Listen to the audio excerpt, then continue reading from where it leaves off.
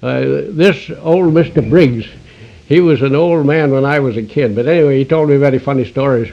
And he said this man went to town. He was a farmer, and he went to town with a load of produce, and when it was about time to come home, they come with a regular downpour, rain.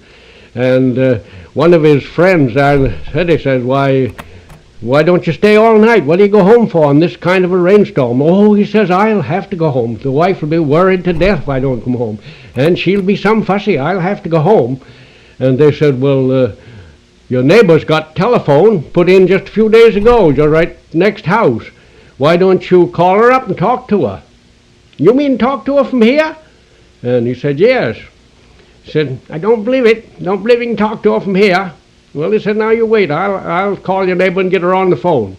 And so they did, and he said, now, come on, she's here. Come speak to her. I said, you mean I'm going to talk to her? I said, I don't believe it. I don't believe you can talk to her from here.